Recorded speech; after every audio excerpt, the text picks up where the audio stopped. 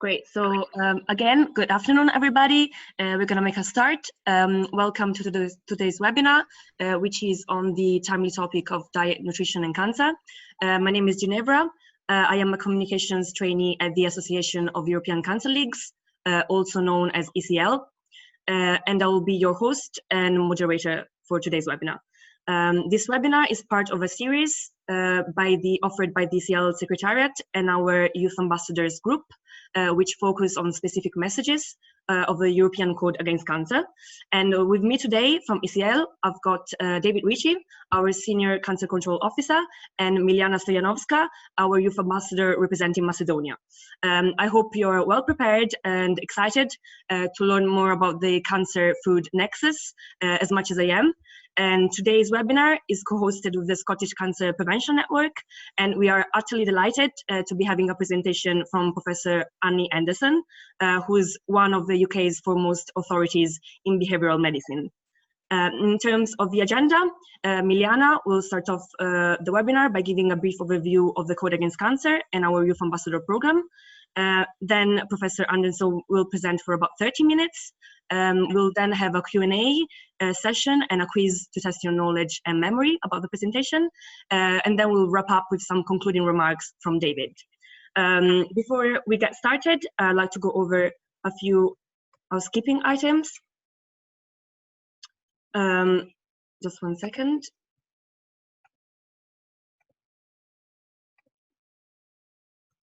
In order to ask a question, please type into the chat function.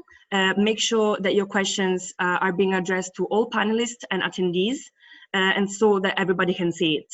And after the webinar is over, you'll be directed to a short feedback survey.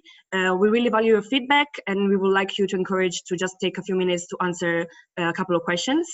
And just a reminder that this webinar will be recorded, and by the end of this week, you'll receive a thank you email with both the recording of the presentation slides. Okay, now that logistics are covered, I would like to take a second to introduce our first speaker, Miljana. Miljana is a young doctor with a special interest in oncology, and her experience at ECL began back in 2015 when the group of the Youth Ambassadors was formed. She has taken part in numerous events and research activities related to both cancer prevention and access to medicine. And her goal as a Youth Ambassador for Macedonia is to provide understandable and accessible information on healthy lifestyle to both the general public and cancer patients. So without further ado, I'll just hand over to Miljana. Thank you. Thank you, Ginevra. I appreciate the introduction. It's great to be speaking with all of you today about the European Code Against Cancer with special overview of our fifth recommendation, diet. So I would like first to tell you more, to give you more some background information about the code. The first edition was published in 1987, so the current one, the fourth edition, consists of 12 recommendations that people can follow without any special skills or advices.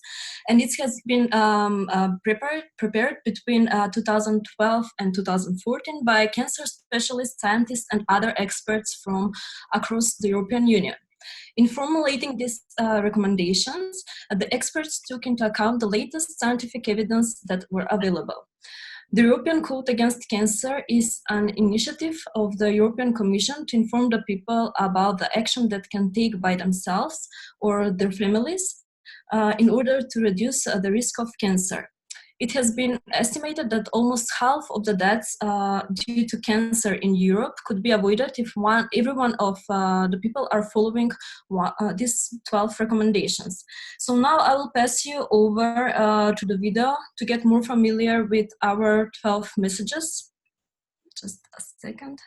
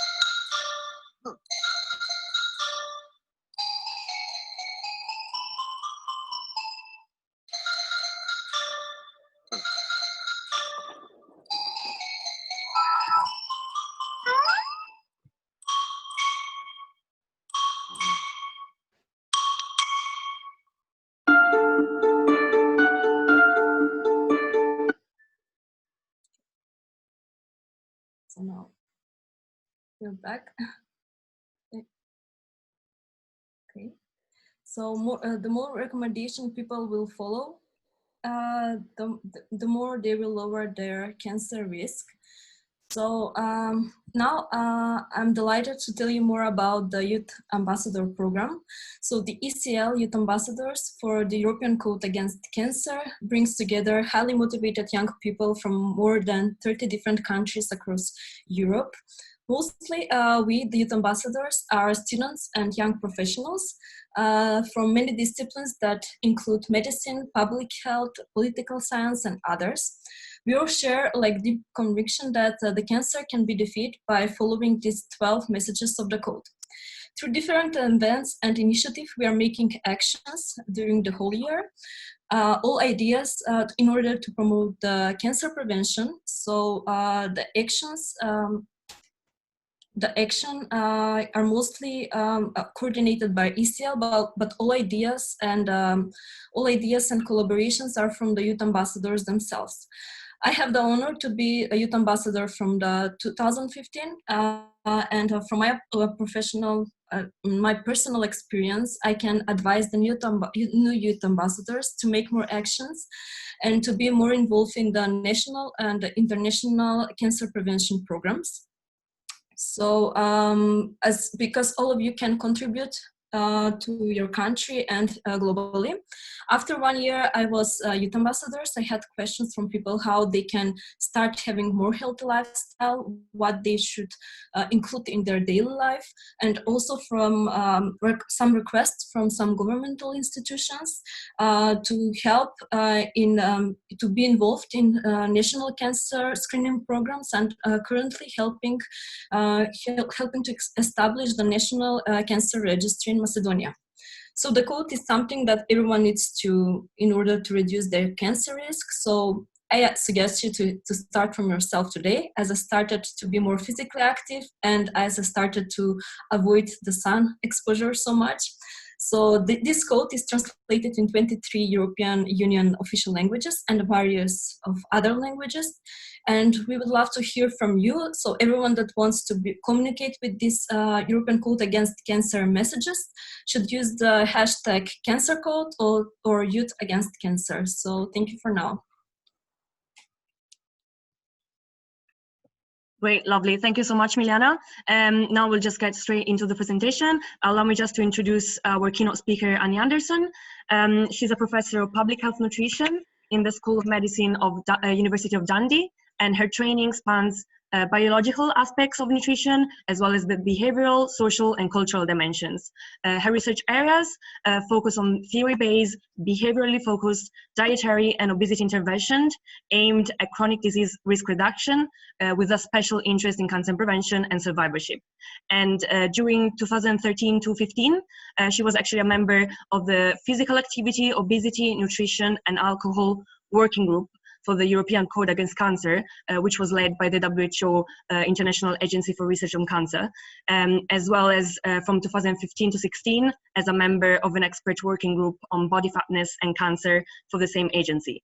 She's also the co-director of the Scottish Cancer Prevention Network, and recently became the president of the UK Society for Behavioural Medicine. So Prof. Anderson, we've been waiting for this presentation for a long time.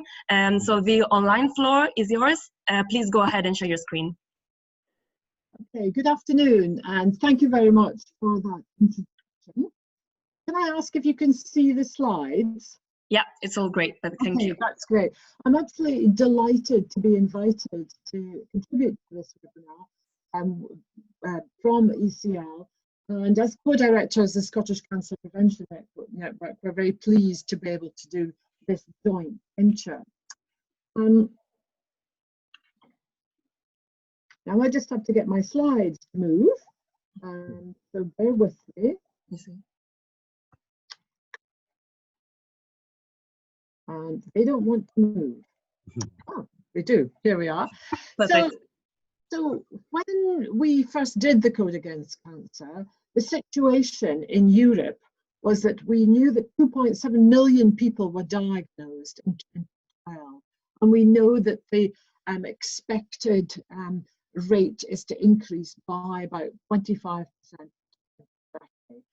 It's the second most common cause of death after cardiovascular disease in Europe. And of course, what we see in a number of American states is, in fact, cancer is now taking over from cardiovascular disease.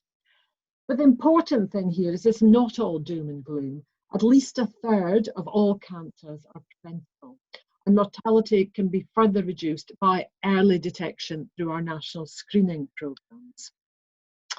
But the global picture, when we move beyond Europe, is a prediction that says that we will go to almost 22 million diagnosed cases worldwide by 2030. And the biggest increases are going to be in low and middle income countries. So cancer is neither rare nor confined to only high resource countries. Once upon a time, we thought that in low middle income countries, it is communicable diseases, but now we see both cancer and cardiovascular disease coming to the fore. So the need to focus on prevention has never been greater, because no country can afford the cost of cancer treatments and helping to support people with cancer, but least of all those with lowest economies. And we talk about prevention as being terribly important, but the title of this paper, I think, sums up a lot of what actually happens out there, that prevention is celebrated in principle, we all want to do something about it, but it's resisted in practice, and in part because we're not sure what should be done. And this slide depicts a number of reasons why we don't actually get on more action into prevention. But one of the things that we also want to focus on is not just about the business of trying to change lifestyle, but understanding what the key lifestyle behaviours are. And today we're focusing on both obesity and diet. And later on in the talk, I'll move on to talking about how we can change behaviour. The World Cancer Report is due out very soon, and I would recommend this document as an update on current evidence on cancer research for cancer prevention. Returning to the code, we've already heard there are 12 ways to reduce cancer risk, a very good website with all sorts of levels of information for people who are interested as an individual or as a professional. And when we move to talking about diet, obesity and physical activity, the experts in this area are the World Cancer Research Fund International. They are based in the UK, cases across the world, and also collaborate closely with the American Institute for Cancer Research. And they have devoted a huge amount of time and effort to reviewing the available evidence, and that's all types of evidence, from laboratory to animal to epidemiological studies about these lifestyle topics and cancer risk. And they, in the latest report, which came out last year, just about a year ago, they summed up our main exposures of diet, ranging from foods, alcohol, coffee, and so on, to the main cancers that we know that are implicated and affected by lifestyle. And overall, they estimated that about 29%, 13 of the most common cancers, and that includes bowel cancer and postmenopausal breast cancer, are preventable through diet, physical activity, and weight management. Now, you might say, oh, 29%, you know, that's not going to save everybody's lives. But, you know, we have no drugs that are available for cancer prevention. So the importance of lifestyle factors really does come to the fore. And although I'm going to focus today on diet and obesity, there's now increasing evidence that where people can follow all of those lifestyle recommendations, plus smoking, so diet, physical activity, and alcohol, that for people who highly adhere to those recommendations, they are associated with decreases of between 10 to 60% in overall cancer incidence and mortality. And that's particularly notable for breast, endometrial, and colorectal cancer. So it's worth it. And when we move on to dietary factors, I think it's really important to remember that we need to consider dietary quantity, as in our total caloric intake, as well as the quality. In other words, what are the foods that we should be choosing to select for our everyday diets? And that can be summarized in terms of plant foods, particularly fruits and vegetables, whole grains, limiting animal foods, so limiting red and processed meat. In certain parts of the world, we need to look out for foods that may be contaminated for aflatoxins. Not a particular problem in Europe, but one that is worthwhile remembering. And there are some new and emerging aspects of food that we need to consider. And one of those is ultra-processed food. And I will come on to that later, because I really want to focus on those two top headlines, as well as thinking about overall caloric intake. And next to smoking, body fatness is the second most important modifiable risk factor for reducing cancer incidence. Now, the World Cancer Research Fund, in their third report, have produced an additional report on body fatness and weight gain. And I would really commend this to you. It builds on the handbook produced by ECAC, which came out the year before. And on looking at body fatness, they entitled this handbook, "The Absence of Excess Body Fatness as a Cancer Prevention Measure." And this is to highlight to us that what we're really concerned about is not just body mass index, but body fatness. But of course, it's quite difficult to measure body fat. So we use body mass index as a proxy for body fat. It's not perfect. Athletes have a high BMI, but they may not have increased risk. But we can demonstrate that with excess fat, there's a high number of cancers are related.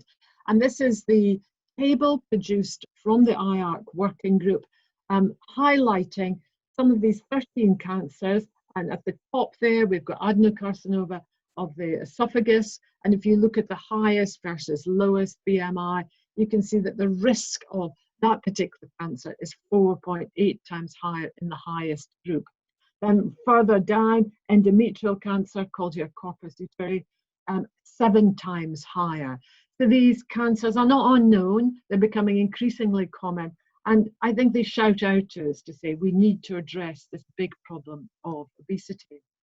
Now, one of the problems with obesity is that we don't have randomized controlled trials that have been done for long periods of time that can give us the definitive answer of whether how well weight loss would improve cancer risk.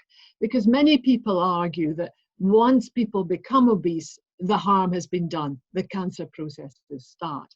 But we now have a small number of cohort studies, people have been followed up over a number of years, and indeed interventions. And one very good example of this is bariatric surgery. Now, I'm not promoting bariatric surgery to prevent cancer, but I'm using this data to illustrate that where you have large amounts of weight loss, and these people have been followed up compared to people that have not had the bariatric surgery of a similar size, then the incidence of a number of cancers are decreased. The one which is most notable and most consistent across all these bariatric surgery studies is for postmenopausal breast cancer. And I'm sure all of us have known somebody with postmenopausal breast cancer, and the relationship now with body fat is really becoming quite clear. We don't want to promote bariatric surgery, but we want people to avoid the obesity and to be able to manage the obesity, because that appears suggests that it reduces risk. So it probably is worthwhile doing something about body weight and practicing weight management. Of course, weight management means, firstly, not gaining any weight, secondly, losing some weight, modest weight to begin with, and finally, maintaining that weight loss, which is probably the biggest challenge. Losing weight is relatively easy, but keeping it off, but it's worthwhile. And weight management is a key part of recommendations for reducing cancer incidence. So moving from quantitative aspects to qualitative aspects of diet, we're really talking about trying to promote a plant-based diet. Now, that does not mean that we all need to become vegetarian or vegan, but it does mean that the bulk of our diet should be focused on plant foods, principally whole grains, including nuts and legumes, as well as fruits and vegetables. And so animal food plays a much less prominent role in our diet. So this is again taken from the World Cancer Research Fund, and I think it's an elaboration of what we have in the European Code in relation to whole grains, vegetables, fruits and beans. There's some very specific guidance here that a lot of people find very useful. Consume a diet that provides at least 30 grams of fibre a day from food sources. Include in most meals whole grains, non-starchy vegetables, fruits, pulses, such as beans and lentils. So you might like to just take a minute and think what you've just eaten for lunch, and did you have whole grains in it? Did you have beans and pulses? Did you have a bean salad? Did you have a sauce with beans in it? Did you have something with lentils or peas? And actually making pulses very much part of our everyday meals. Eating a diet high in all types of plant foods needs to be the core planning in our daily meals. And if you eat starchy roots and tubers like we do in Europe, where some of us are very big potato eaters, then make sure that we also have other non-starchy vegetables, greens and so fruits as well. So still many people think because they have potatoes that that's a vegetable, but we need to think as wide as possible with a variety of fruits and vegetables. And this slide just illustrates some data that we have in terms of reduction in risk of colorectal cancer. And this is the cancer where it's estimated that about 47% of that disease is related to lifestyle. And dietary fibre and whole grains, consistent evidence that they are protective of this disease. So when we look across total fibre and then the different types of sources of fibre, we can see that legume, that's peas, beans, lentil fibre, appear to be particularly protective, as indeed do whole grains. And this is a message that I really think we need to communicate very strongly, because we still have people saying, I eat lots of fruits and vegetables, that's okay. But without actually thinking of the whole grains, of whole grain bread, whole grain cereals, whole grain pasta, and so on. And I know it can be very difficult to attain these when eating out, but I think we need to try and move over from a very refined starchy diet to whole grains wherever we can. Breakfast cereals are a really good example of this, providing they're also low in sugar and low in fat. So in this part of the world, we're big porridge eaters. And that's a great way to start the day. So too are your mueslis, because they also have nuts, as for example in that Mediterranean style. But again, you want to watch out for the amount of sugar. So we've got a great opportunity to have some really, really good food in the day that fills us up, that's wholesome, without being excessively calorific, and providing that all-important fibre. And so then people ask questions, well, what is it about dietary fibre that is protective? Well, there are a number of mechanisms that are proposed, and each of these may be relevant, and they may have an overall effect.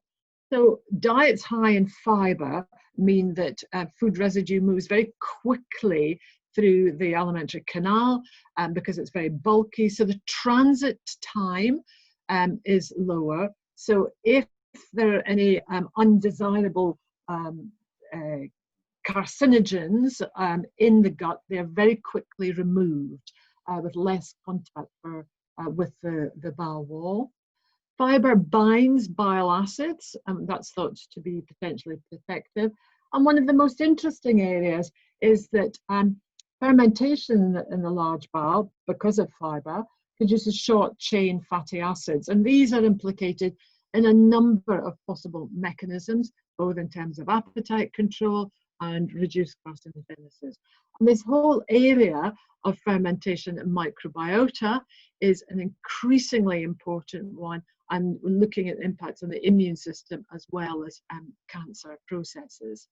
We also know that whole grains provide antioxidants and other bioactive substances which can protect against DNA damage. And we've seen in laboratory and in vitro settings some very interesting work, but it would appear to be not just taking fibre, as you can buy, for example, a bran supplement or a fibre supplement, but to get the total effect, it does mean having a diet that's rich in fibre from these many sources, so whole grains, plants, fruits and vegetables.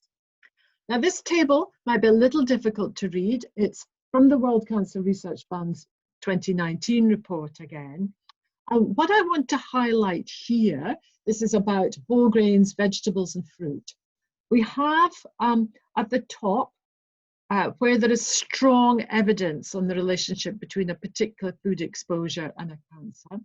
And the evidence is graded convincing or probable, depending on the body of evidence and where it's come from and its consistency. And then beneath that, in the red box here, we have limited evidence. So there is some evidence, but it is less strong, clearly. Now, the bulk of the evidence that we have relating to fruits and vegetables, and a huge number of cancers that have been implicated, including lung cancer, even in smokers, is actually in the limited evidence box. So 10 years from now, that might look totally different as we get more evidence in, but as it stands, that's where we are. On the other hand, when we look at the strong evidence, colorectal in relation to whole grains and fibre is very strong, very consistent, and it's a very good reason for having whole grains alone. And then some of the upper cancers, the aerodigestive cancers, are also related to vegetables and fruit. So we've got some evidence there. But overall, whilst fruit and vegetables are important, I'd just like to underline that whole grains, whole foods are important and part of overall diet as well. We've done many surveys where about whether they think their diet is important, healthy. And when they say yes, we say, what makes you think your diet is healthy? And the first thing they say is, because we eat plenty of fruits and vegetables. It's important, but we need to also think of broader concepts as well. And we don't know why exactly fruits and vegetables are important. What we do know is that there's a number of different bioactive components in these different fruits and vegetables. So one of our messages, of course, is try and have a range of fruits and vegetables. And if we were in the States, you would know the messages about have a color range, the purple, the red, the green, and so on, because this reflects the range of bioactive components that we think might be helpful. It also reminds us that, well, I'm sure all of us have our favorite fruits or vegetables. So if you're a banana eater, you might think, well, my 5 a day will be 5 bananas, but you wouldn't get as much benefit as if you had a whole range of different fruits and vegetables. And this slide depicts just some of the bioactive components that are in fruits and vegetables that have been studied, and where these components are relevant in different parts of cell biology in relation to cancerogenesis. And we know that different components have different actions. I flagged up there carotenoids, because there's been a lot of work done on these, particularly in relation to mouth, pharynx and larynx and lung cancer. We've mentioned dietary fibre already, but one of the other reasons that fruits and vegetables might be important is that people who eat a large amounts of fruits and vegetables, and actually also whole grains, tend to have a lower body weight. So you can imagine if you're sitting trying to eat through a huge plate of salad, as I have just done, it takes me about 10 minutes. But if I had a burger, a cheeseburger, it would take me about 2. You know, it's just a bulking effect. And this can have an impact on appetite. So there are a number of reasons why fruits and vegetables. And perhaps I'd just take this opportunity to flag up one of the other recommendations, which is that we recognise that carotenoids are important, but it is as part of diet as opposed to taking a supplement. And we know that many people say, oh, I'm not keen on fruits and vegetables, or my children aren't keen on fruits and vegetables, I'll just give them a multivitamin tablet. And we're a little bit wary of that, because there's now been a number of studies, particularly around lung cancer, where these powerful antioxidant vitamins have been given as a supplement, and the trials have had to stop early because the results have gone in the wrong direction. In other words, people have developed cancer sooner when they're on the supplement group than the others. And it's a reminder that these are powerful bioactive substances. When we synthesize them into highly concentrated formats, the impact appears to be very different to when they're naturally occurring in food with another natural mix of components. So don't be tempted by supplement use instead of fruits and vegetables. And then again, these are estimates from WCRF on how many cases in the UK could be prevented if everyone ate enough vegetables, fruit, and fibre. And the answer is quite a lot. And here are the things that we're concerned about. Now, let us move on then to talking about animal foods. So, a clear recommendation then, limit consumption of red and processed meat. And basically eat no more than moderate amounts of red meat. And we have here a description of moderate amounts, and that's been estimated based on risk associated with that. What is really very, very consistent is the evidence on the relationship between processed meat, so that's things like sausages, like industrially produced burgers and so on, and colorectal cancer. And we really need to try and get processed meat out of the system, the food system. Now, I know this can present a problem because in each of our countries, I think we all appreciate and value some of the sausage type things that we have. And ideally, we should consume as little as possible of these. So it's a big cultural challenge to do this, but we think it's worthwhile. The less, the better. And the evidence on red and processed meat and colorectal cancer is convincing for processed and probable for red. So, and the potential mechanisms there include cooking at high temperature, producing a number of known carcinogens. And then we have the nitrate content of used in different additives and curing processes, producing nitroso components. And then we think that heme iron, when catalyzed again, can produce components like the genotoxic aldehydes. So not any one particular mechanism that we're saying is absolutely the one that we're concerned about, but concerned about a number. And so poultry or fish would be the preferred choice. And again, I think we're focusing here on nutrition and food and cancer, but we have to remember when we're talking about diet, we also need to think of that wider picture of sustainability as well, and think what our choices, alternative choices are. So should we give up red meat? Well, red meat is a good source of protein and micronutrients. It's appropriate to certainly choose less fatty cuts because we're worried about the calories and also the saturated nature of those fats. But meat is not an essential part of a balanced diet. And I think that we could do a lot better with education for our children and for many of us about alternative sources to meat. It's very easy to say, oh yes, tonight we'll have a chop or sausages or lamb. But we need to think, what is something that we can recommend that is easy and available to prepare that would be acceptable? And just the bottom line there is, while I'm saying that a bit of red meat might be a good component of the diet, I think it's hard to justify processed meat. And again, going back to IARC, the WHO unit, in their report on meat, they're very, very similar views there. So this consistency about red processed meat is clear. And there's a couple of other areas I'd like to touch on, which are sort of out with the code, and I'm going to call them emerging evidence. But I want to be clear that there's three areas that I've currently focused on. One is the importance of watching total caloric intake. The second is about plants and whole grains, and the third is about the role of animal product, meat in particular, in the diet. The evidence for this is consistent, it's strong, it's enough to act on. So the things I'm now going to talk about, I'm going to call emerging evidence. And sometimes people kind of clock on to these because they're novel.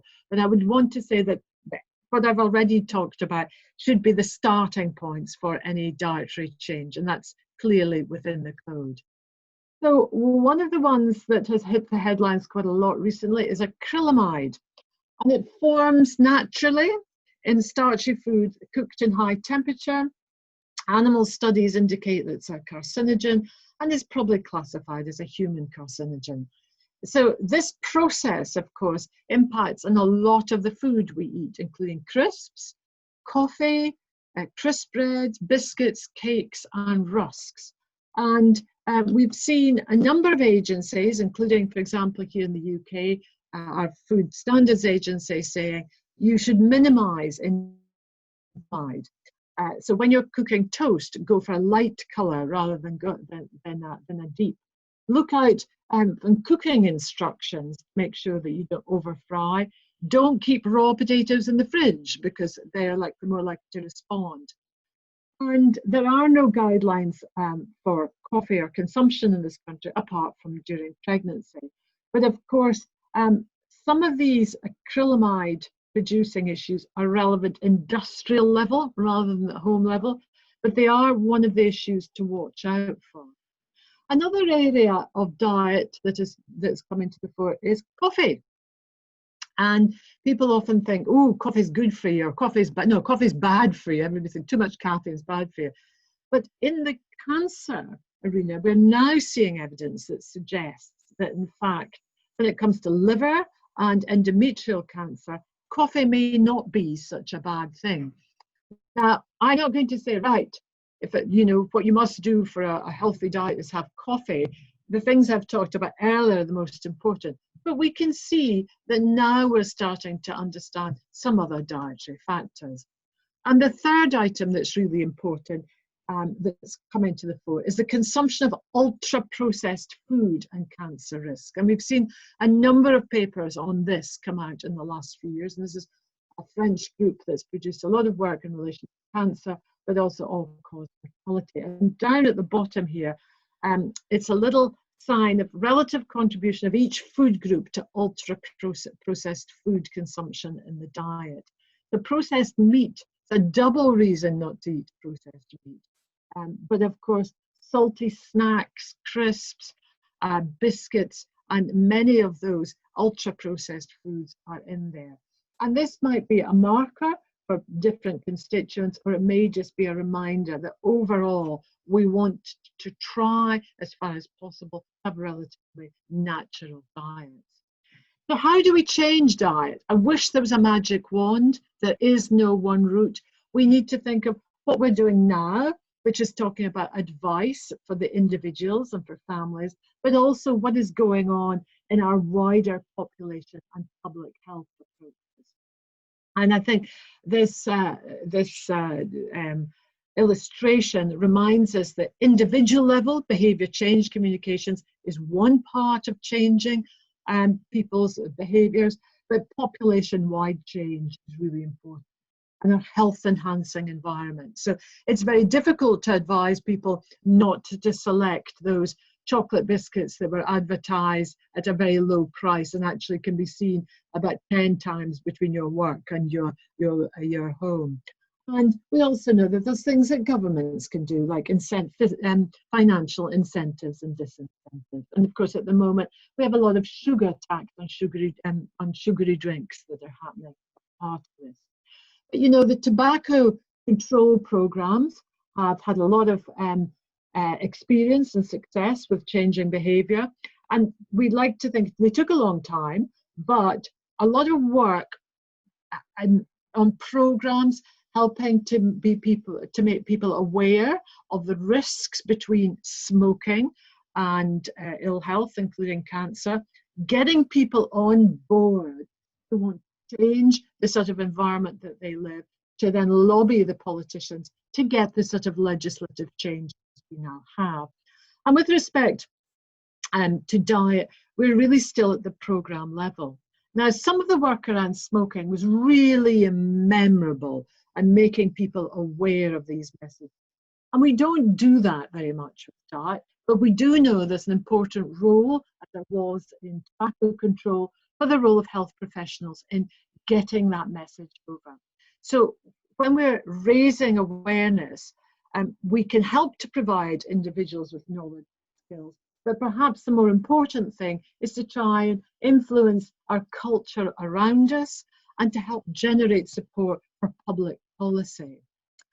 Health services have options for, have opportunities for putting programs around cancer prevention embedded within them. So the sort of work that I've been doing is embedding cancer prevention messages in screening programs, in detect cancer early programs, and family history settings.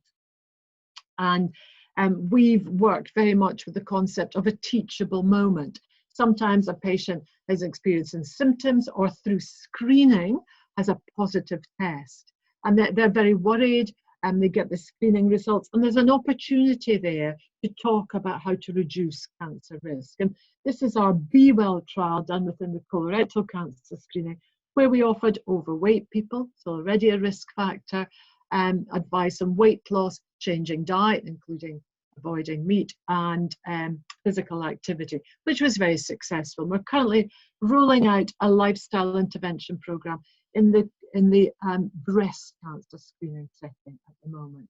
And family history settings, there's now increasing evidence that although genetic risk we can measure, that even for people at high genetic risk, particularly colorectal cancer, lifestyle change would be beneficial. And this is just results from one study showing in Lynch syndrome patients that the likelihood of going on to develop the cancer is about 2.5 times greater in the obese.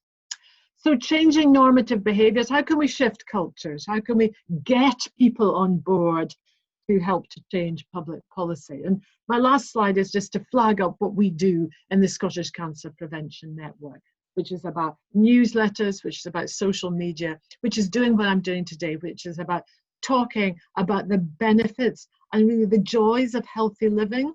And in the absence of other preventative measures with absolutely no side effects, then changing lifestyle is important. And the more people that get on board, the better. Thank you.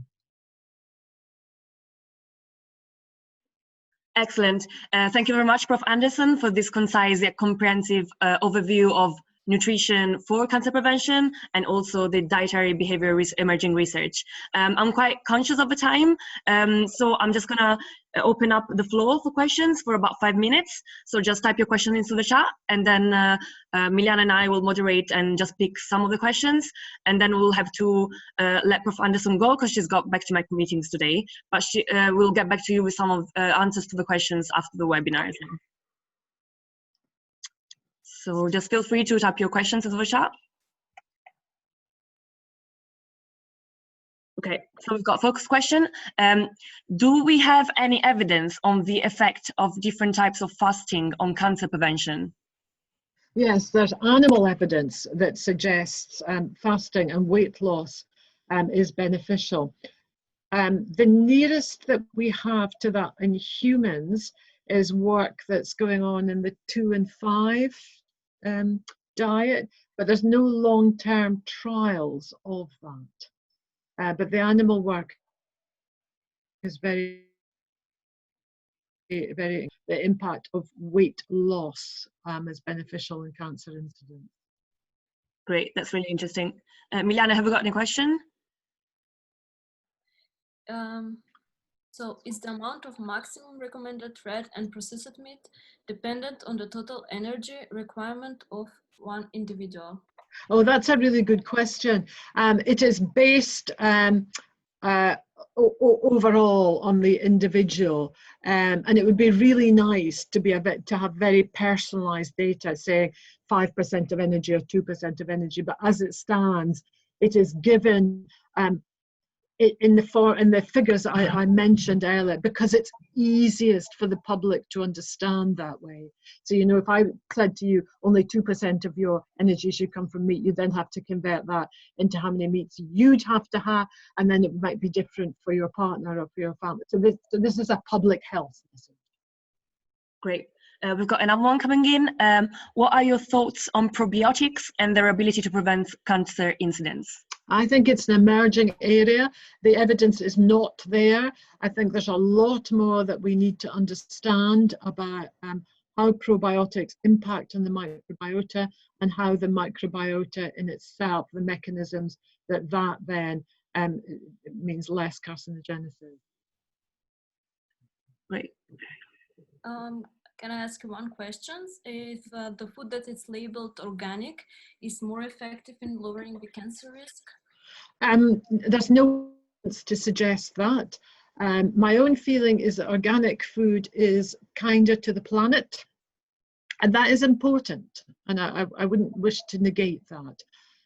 But the evidence is not there in terms of cancer risk. And I have one more question. What is the most important dietary step that everyone should take? A woman? No, usually all people. What's the most important dietary step that everyone should take? Okay, I think the most important thing overall is to watch body weight. And you know, we only take this seriously when we start to gain weight. I think that what is really important is that we should all weigh ourselves once a week. And when we see weight gain, that is when we take action. We don't wait until somebody says you're overweight, or we don't assume that buying a bigger dress, that we need to take note of that. Great. So we're just going to have the last questions, and then we're going to have to let Dr. Anderson go to their meetings. Last question is there any evidence that omega-3 and 6 can lower cancer incidence? There is no consistent evidence that I'm aware of. These facts have been implicated in a large number of diseases. Recent trial on fish oils and colorectal cancer, colorectal adenoma recurrence, looked very positive, but I wouldn't say that the evidence is either strong or consistent. Definitely one to watch. Yeah, perfect. Great. So I just want to take a few minutes to just say thank you again for all the time, for taking time off your busy schedule to just talk to us, our members and ambassadors, about cancer nutrition. And we're just gonna have an interactive quiz now. So I will soon launch the quiz. It will appear on your screens, and Miljana will read out the questions out loud, and then we'll give you some time to reply. And we won't tell you straight away what the right answer is, but in the thank you email, you'll receive the quiz and the right answers. So I'm just gonna launch the quiz.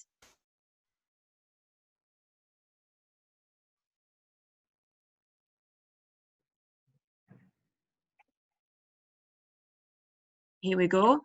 Yeah. You should be able to see the quiz. Yeah, just Miljana, go ahead. Yeah, so until 2030, we expect the number of cancer cases in European Union to go up about 25% to how much million cases? 2.7 million, 3.3 million, or 5.2 million? Okay, so you guys should be able to view the questions and just answer. Yeah, now we are going to the second one. Yeah, we can. So according to Kohler and the others, high versus low adherence to prevention recommendation was associated with decrease of how many percent to how many percent in overall of the cancer incidence and mortality, 10 to 60%, 12 to 50%, or 40 to 70%. Now we're going to the third question. Which of these of the following answers which protects against the DNA damage? Alpha toxins and phytochemicals, antioxidants and phytochemicals, or glycoalkaloids and antioxidants?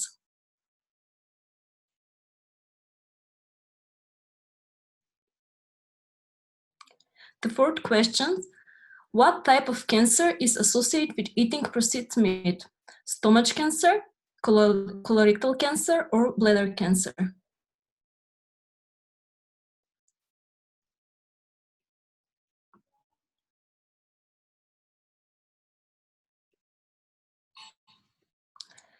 So the recommendation that people should consume at least how many grams per day of fiber from the food sources? 10 grams, 20 grams, or 30 grams?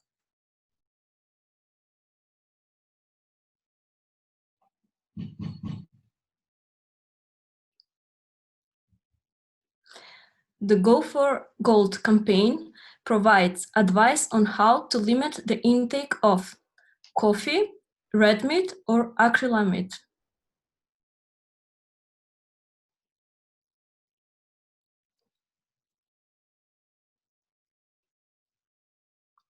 The seventh question is: which strategies for equitable approaches to lifestyle change are most effective? The individual approaches, public health approaches, or the both, individual and public health?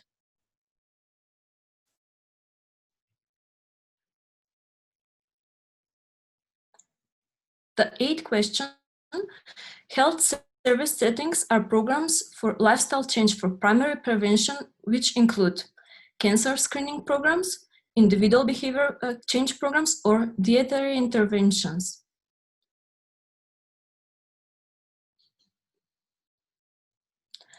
The ninth question is: alcoholic beverage, obesity, and nutritional factors modified the risk of breast cancer, familial colorectal cancer, or endometrial cancer?